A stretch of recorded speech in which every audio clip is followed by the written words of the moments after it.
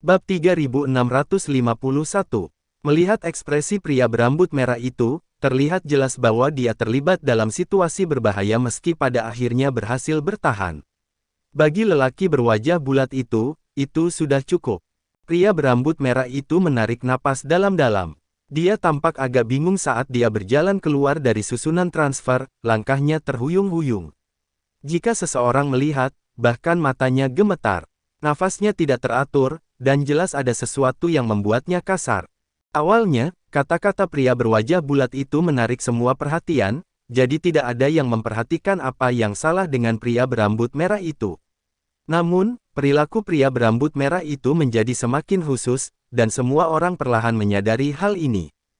Apa yang terjadi dengan pria itu? Dia terlihat seperti itu.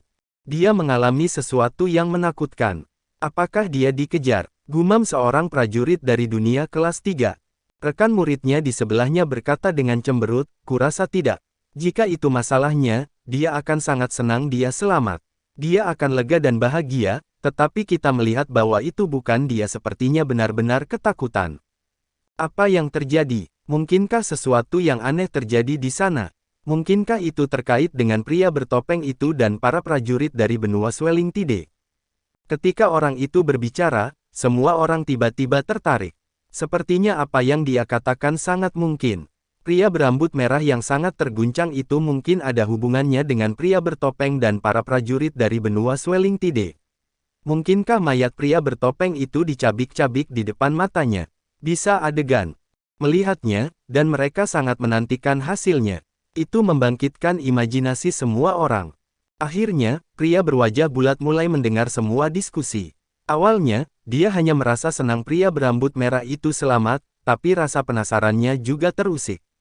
Dia memandang pria berambut merah yang sepertinya baru saja selamat dari sesuatu yang sulit dipercaya. Dia terbatuk dan bertanya dengan rasa ingin tahu, "Jangan marah, tapi aku sangat penasaran. Apa yang terjadi di dalam dirimu hingga terlihat seperti ini?" Pria berambut merah itu menarik napas dalam-dalam, dan pupilnya sedikit bergetar ketika dia menoleh untuk melihat pria berwajah bulat itu. Setelah itu, dia melihat semua penonton yang penasaran. Bibirnya bergerak-gerak, ingin mengatakan sesuatu. Namun, dia menelan kata-kata itu sebelum dia melakukannya. Sulit bagi siapapun untuk mempercayai apa yang baru saja dia saksikan tanpa melihatnya sendiri. Pria berambut merah itu merasa tidak ada yang akan mempercayainya bahkan jika dia memberitahu mereka tentang semua yang terjadi. Mereka akan berpikir dia gila, jika ada. Bab 3652. Pria berwajah bulat itu memperhatikan bahwa pria berambut merah itu masih terlihat kaget, dan dia mulai merasa cemas. Dia mengulurkan tangan dan dengan ringan menepuk pria berambut merah itu. Pada saat itu, dia menyesal membiarkan rasa penasarannya mengambil alih. Dia sama sekali tidak memikirkan kondisi pria berambut merah itu. Pria berambut merah itu mungkin trauma, dan ingatan itu mungkin menyiksanya. Tepat ketika pria berwajah bulat itu menghibur pria berambut merah dan berencana mengatakan kepadanya bahwa dia tidak perlu menjawab, pria berambut merah itu akhirnya berkata, "Menurutmu, harta karun apa yang akan kamu dapatkan dengan 15 kerangka lencana?" Saat dia mengatakan itu, semua orang tercengang. Dia sudah lama tidak bisa berbicara, tapi itu hal pertama yang dia tanyakan. Seseorang terbatuk dan menjawab dengan serius, "Itu seharusnya memberimu harta yang setidaknya bernilai 70 juta, atau bahkan lebih dari 100 juta. Sejak medan kabut dimulai, tidak ada yang pernah mendapatkan begitu banyak lencana kerangka. Medan perang kabut itu unik dibandingkan dengan tantangan lainnya. Pertama-tama, mereka harus membunuh penantang lain untuk mendapatkan hadiah. Lalu, ada kabut yang menghalangi pandangan dan suara, yang membuat sulit untuk menemukan penantang lainnya. Bahkan berhasil menemukan 7 atau 8 saja sudah sangat beruntung, apalagi semuanya.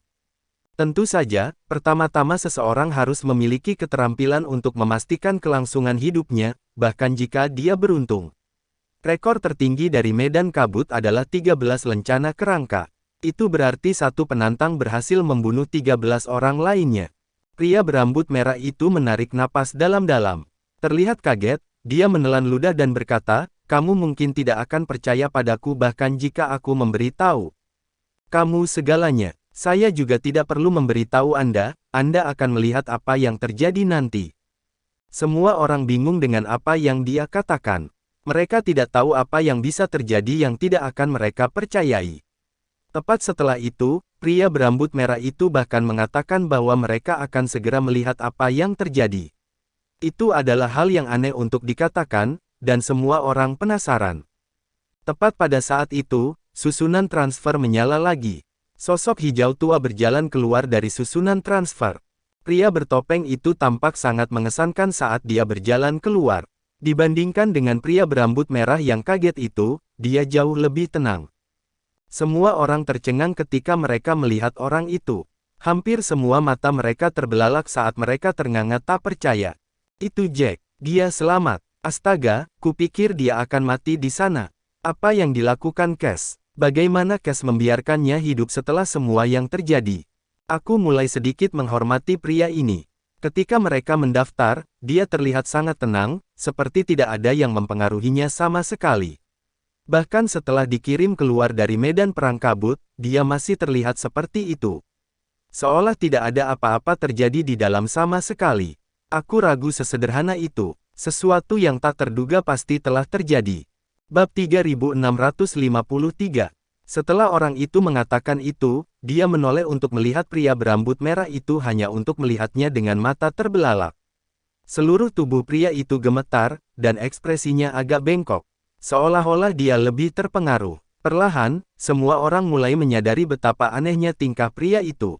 Ketika pria berambut merah itu pertama kali keluar dari barisan, meskipun dia terlihat seperti terkejut, dia terlihat relatif normal. Namun, sejak Jack keluar dari susunan transfer, pria itu tampak seperti sedang melihat hantu. Seluruh tubuhnya gemetar. Jelas ada sesuatu yang salah dengan dirinya. Ada kegemparan di antara para prajurit di sana. Semua orang sangat penasaran. Beberapa dari mereka menggaruk-garuk kepala, bertanya-tanya apa yang terjadi hingga pria berambut merah itu menjadi begitu emosional. Mereka bertanya-tanya mengapa pria bertopeng itu bisa meninggalkan medan kabut dalam kondisi sempurna juga. Seolah-olah dia tidak memasuki medan perang kabut tetapi kebunnya sendiri. Dia baru saja pergi setelah berjalan-jalan santai. Jack menarik napas dalam-dalam dan perlahan keluar dari susunan transfer. Dia tidak peduli tentang bagaimana orang lain memandangnya sama sekali. Dia berjalan dengan kecepatan yang seimbang. Sekitar 10 meter dari susunan transfer adalah cloud platform tempat kunci kerangka dapat dipertukarkan. Itu terasa lebih kecil dari tahap 9 di kota Chaos. Namun, bahan yang digunakan untuk membuat platform tersebut terlihat jauh lebih mahal. Itu benar-benar dihiasi dengan logam mulia dan perhiasan. Semua orang melihat saat Jack berjalan ke peron. Setelah itu, dia dengan tenang mengeluarkan 15 lencana kerangka dan meletakkannya di peron. Pada saat itu, mata semua orang tampak seperti akan keluar dari rongganya saat mereka semua tersentak. Mereka tidak percaya apa yang mereka lihat. Jack tidak hanya selamat meninggalkan medan perang kabut, tetapi dia bahkan memiliki 15 lencana kerangka. Ini gila. Rekor medan perang kabut adalah 13, dan Jack telah memecahkannya. Terlebih lagi, Jack tampak begitu tenang seolah-olah dia baru saja mengeluarkan 15 kristal roh, bukan 15 lencana kerangka. Dada semua orang naik turun, tapi selain nafas cemas, seluruh tempat itu hening. Itu terlalu sulit dipercaya. Apakah ini kenyataan? Mereka tidak hanya melihat seseorang memecahkan rekor, tetapi dia bahkan berasal dari dunia kelas 3. Dia bahkan telah menyinggung 15 lawan sebelum itu. Tunggu, 15 lawan, 15 lencana kerangka. Seiring waktu berlalu, semua orang perlahan mengerti apa yang terjadi. Sebanyak 15 prajurit dari benua Swelling Tide telah memasuki medan perang kabut. Mereka masuk untuk membunuh Jack, bukan untuk lencana apapun. Namun, setelah medan perang kabut ditutup, yang seharusnya dibunuh masih hidup dan bahkan memiliki 15 lencana kerangka padanya. Itu menyebabkan mereka semua memiliki pemikiran yang berani di benak mereka, tetapi pemikiran itu terlalu gila. Mereka bahkan mulai merasakan jantung mereka berdetak kencang hanya dengan memikirkannya. Seseorang berkata, 15 lencana kerangka. Itu aneh. Apakah pria bertopeng itu benar-benar membunuh 15 lawan? Apakah dia mengambil kesempatan emas di suatu tempat? Bisakah seseorang memberitahuku apa yang terjadi?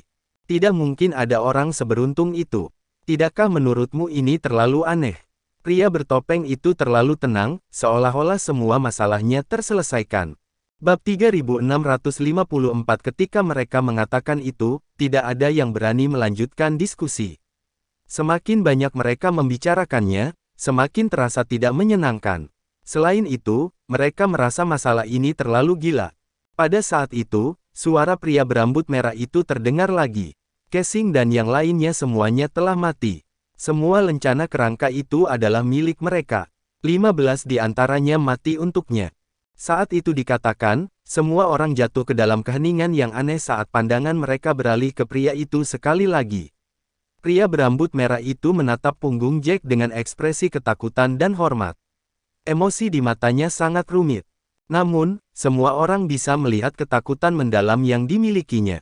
Itu tidak palsu, itu benar lahir. Semua orang akhirnya mengerti apa yang dikatakan pria berambut merah tadi.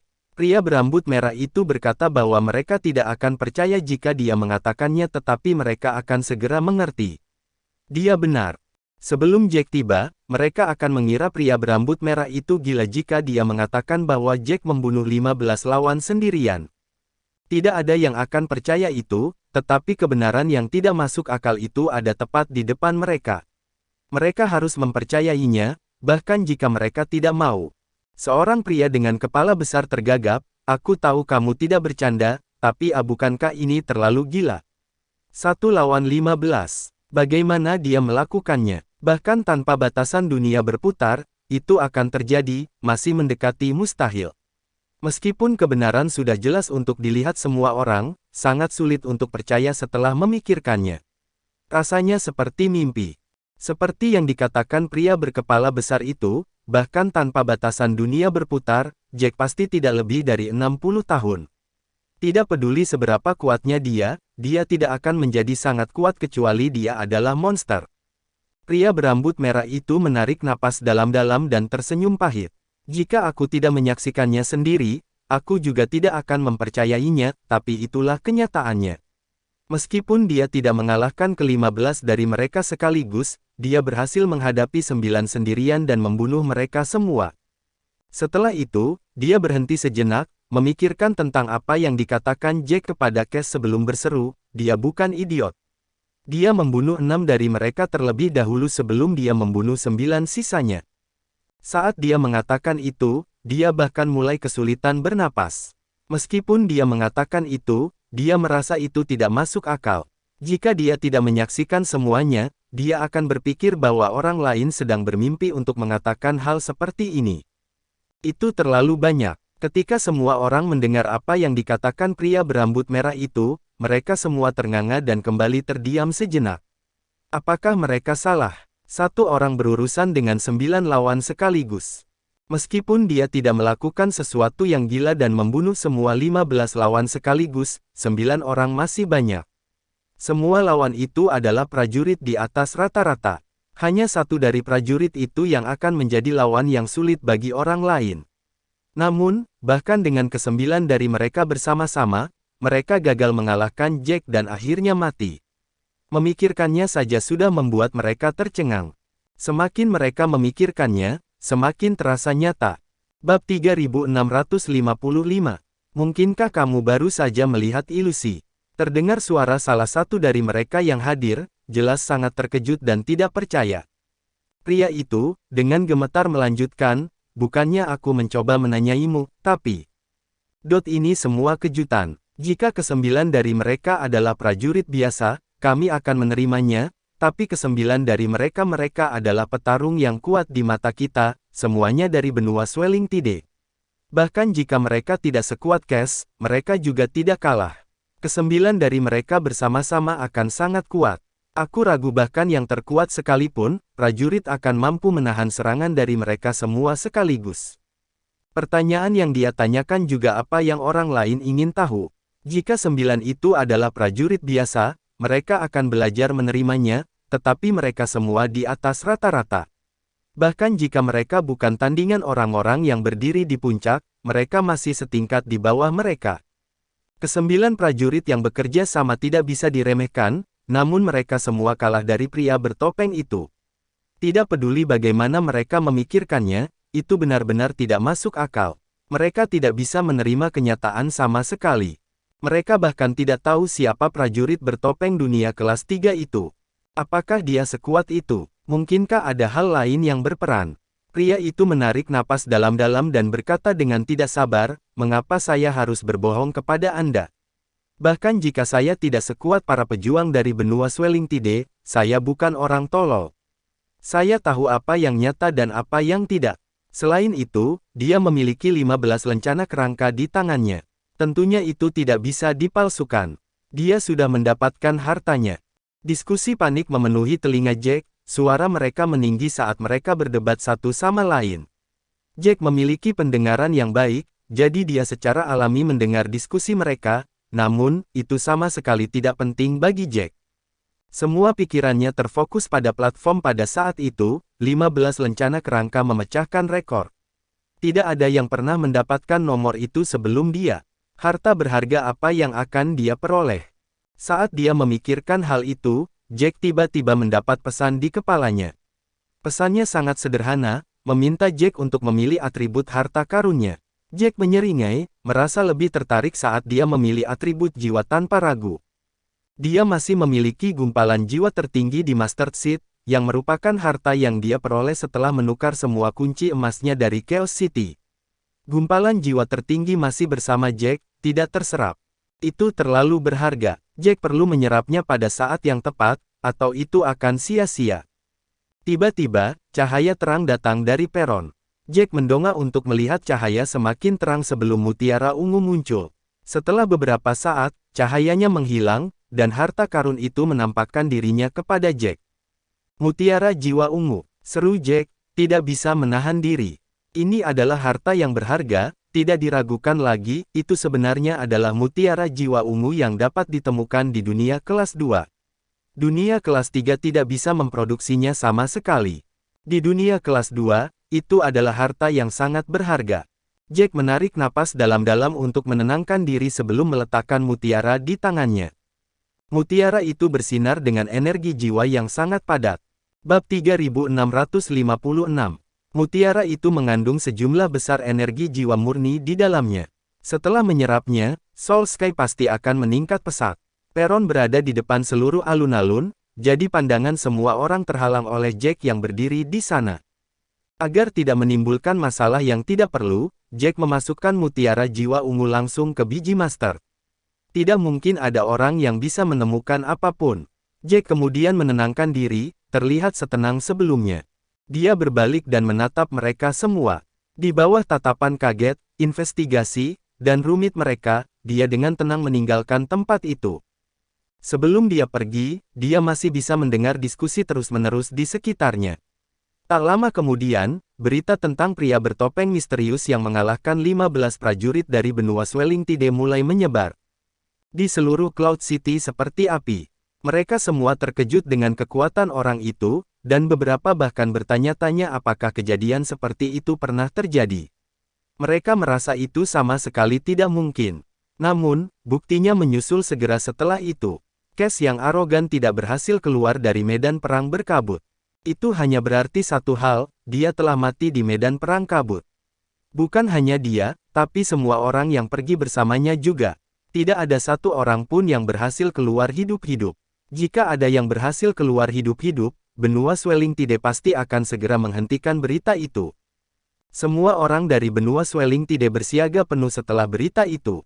Mereka bahkan mulai melihat pria bertopeng itu. Yang mereka tahu hanyalah pria itu bermarga Wood.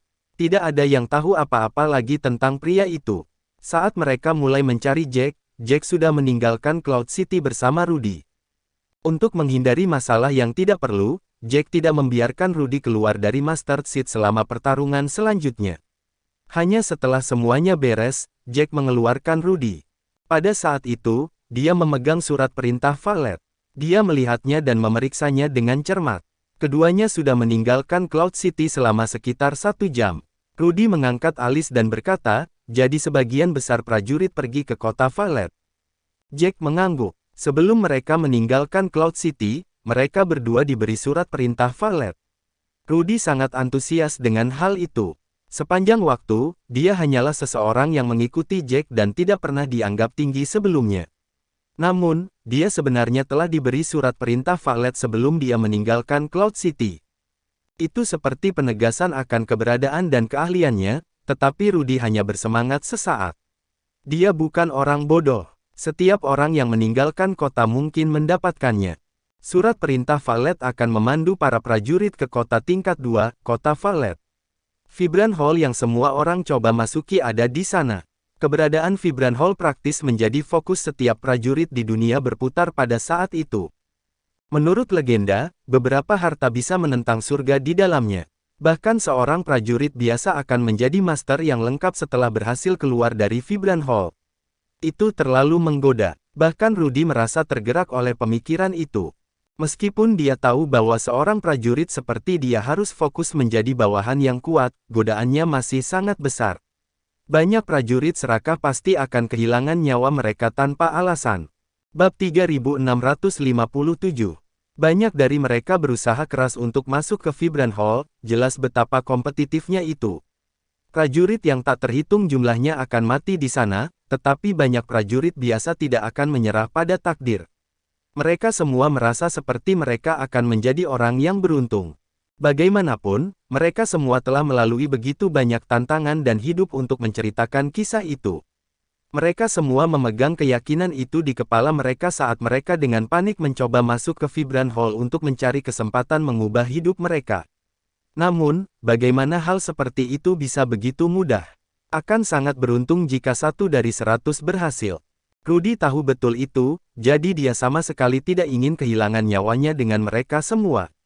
Dengan mengingat hal itu, Rudy menghela nafas sambil melihat ke kejauhan. Aku ingin tahu berapa banyak orang yang akan mati kali ini. Jack menggelengkan kepalanya karena dia juga tidak tahu. Yang dia tahu hanyalah banyak orang menuju kota Valet untuk mengubah nasib mereka. Dari mereka, kebanyakan dari mereka hanyalah prajurit biasa. Semua prajurit itu tahu jalan yang sangat sulit di depan mereka, tetapi mereka tidak peduli saat mereka terus maju. Akan menjadi keajaiban jika mereka tidak mati. Rudy melihat surat perintah valet di tangannya, banyak dari mereka mungkin akan kembali kecewa. Lagi pula, valet Seven Dites Array ada di sana. Mungkin kurang dari 1/10 prajurit di sana akan bisa masuk. Syukurlah, dunia berputar tidak sekejam itu. Jika mereka gagal, mereka akan dilempar keluar. Jika tidak, Array 7 kematian akan membunuh banyak orang. Jack mengangguk, melihat surat perintah itu. Kota tingkat 2 bukanlah sesuatu yang mudah untuk ditantang. Valet Seven Dites Array adalah tantangan untuk masuk ke kota. Itu seperti rintangan besar yang akan menghentikan sebagian besar prajurit serakah tapi tidak terampil. Itu sebenarnya hal yang baik untuk orang-orang itu. Saat mereka berdua berjalan, mereka mengobrol satu sama lain. Setelah 4 jam lagi, mereka akhirnya tiba di depan kota Valet. Mereka berada di dataran besar. Di ujung dataran ada kota tanpa batas. Kota itu dikelilingi oleh cahaya ungu. Cahaya ungu adalah kabut berwarna ungu ketika dilihat dari atas. Siapapun yang memasuki kabut akan dikelilingi olehnya, dan mereka akan menghilang.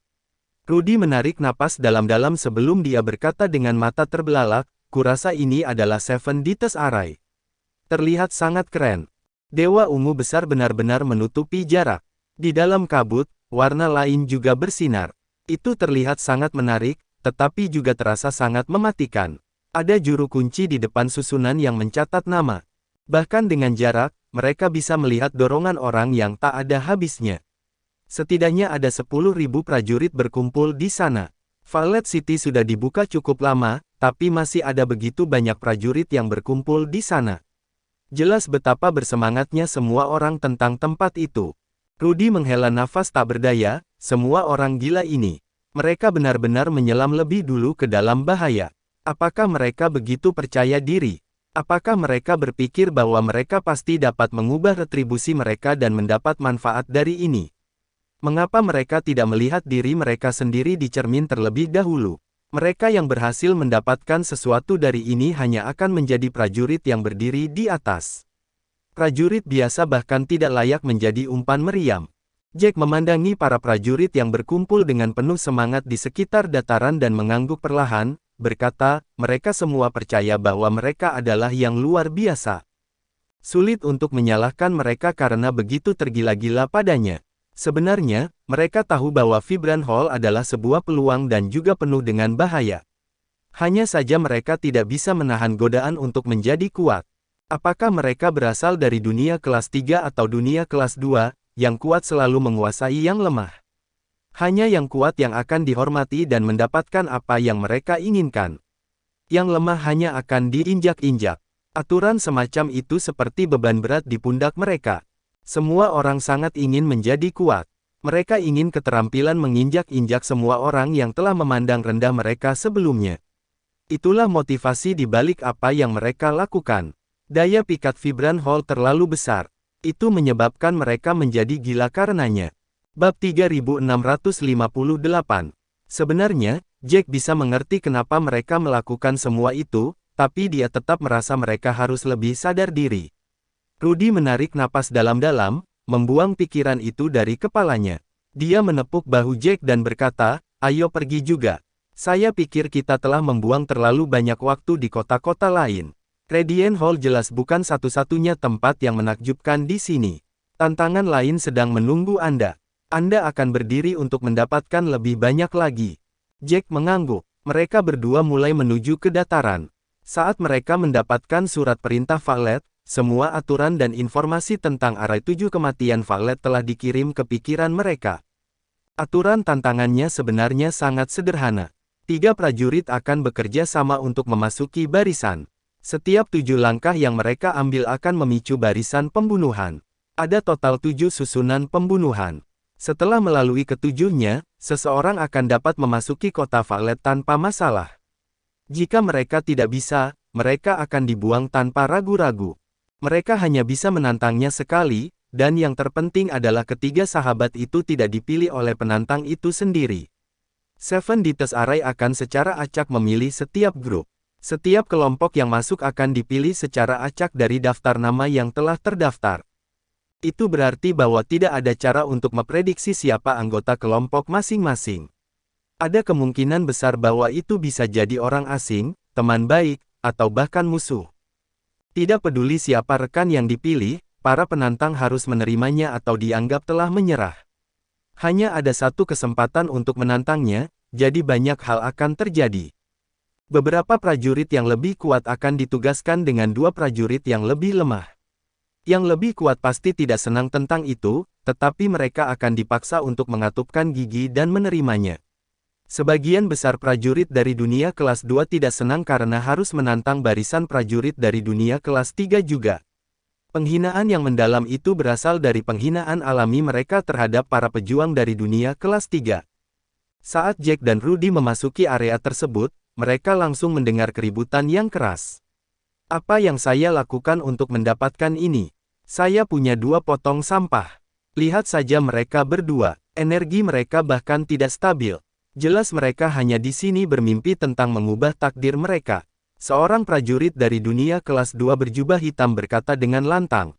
2 yang dia tunjukkan sama-sama berasal dari dunia kelas 3. Jack dapat melihat bahwa mereka sebenarnya tidak sekuat itu, dan pria berjubah hitam itu relatif lebih kuat, tetapi tidak terlalu kuat. Namun, pria itu mengeluh seolah-olah dia telah kehilangan banyak uang. "Rekan muridku sangat beruntung. Dia masuk dengan 2 prajurit dengan keterampilan yang sama. Dia sudah lama tidak dikeluarkan, jadi dia pasti sudah lewat. Kenapa aku sangat sial diberi 2 sampah ini?" Petik 2. Pria berjubah hitam itu semakin emosional saat dia berbicara. Dia mengatupkan giginya dan terus-menerus mengeluh. Kedua prajurit yang menjadi bagian dari timnya juga tampak enggan. Tidak ada yang mau dihina begitu keras. Sepertinya mereka sama sekali tidak berharga baginya. Meskipun mereka tidak sekuat itu, dia juga tidak sekuat itu. Dia tidak punya hak untuk menghina mereka begitu banyak. Dari mereka berdua, yang lebih kurus di sebelah kiri sudah memerah karena marah. Bab 3659.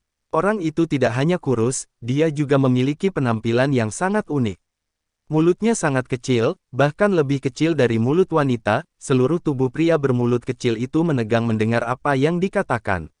Matanya benar-benar lebar saat dia melihat pria berjubah hitam itu melalui gigi terkatup. Tidak heran dia sangat marah. Pria berjubah hitam itu benar-benar melewati batas. Dia berbicara seperti dua lainnya sama sekali tidak berguna. Pria bermulut kecil itu berkata balik, apakah kamu pikir kami ingin bersamamu? Kamu berbicara seolah-olah kamu sangat kuat, tetapi kamu tidak seistimewa itu. Kamu hanya sedikit lebih kuat dari kami berdua. Aku berharap bisa melewati seseorang yang sangat kuat. Itu akan menghemat banyak usaha. Mereka yang sebenarnya kuat tidak akan mengeluh sebanyak kamu. Pria berjubah hitam itu sangat marah sehingga dia hampir mulai melompat. Pria bermulut kecil itu pada dasarnya menamparkan wajahnya. Tidak mungkin dia tidak akan marah. Pria berjubah hitam itu berkata dengan kejam, apa yang kamu katakan? Beraninya kamu mengatakan itu padaku. Kurasa kamu ingin mati. Jangan berpikir aku tidak bisa melakukan apapun padamu.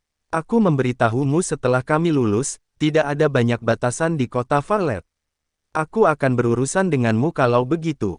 Pria bermulut kecil itu menegang, sedikit kaget dengan ancaman seperti itu. Itu karena pria berjubah hitam itu mungkin bisa melakukan apa yang dia katakan. Meskipun dia tidak sendirian, para prajurit yang bersamanya kurang lebih berada pada level yang sama juga. Tidak pasti mereka bahkan bisa memasuki kota Valet. Setelah mereka masuk, mereka bahkan mungkin tidak bisa melindunginya dari ancaman pria berjubah hitam itu.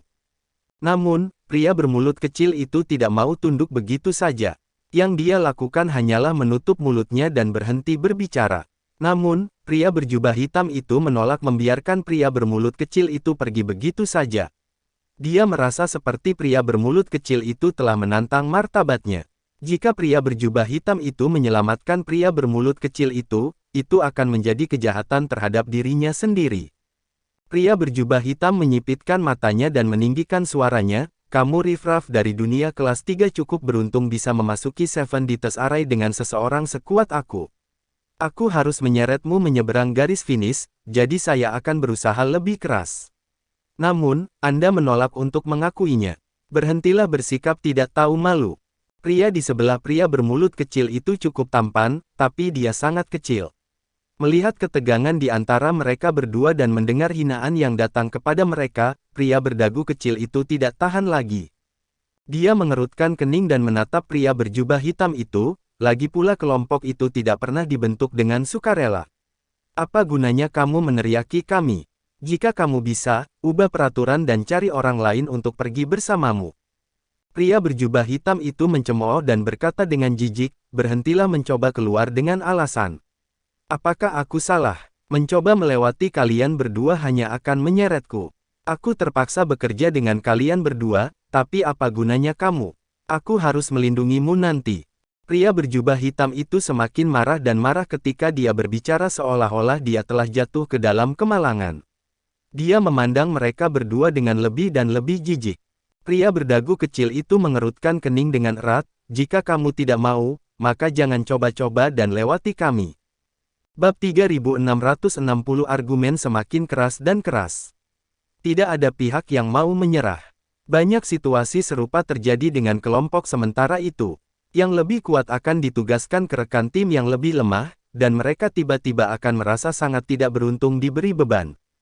Seluruh dataran dipenuhi dengan argumen.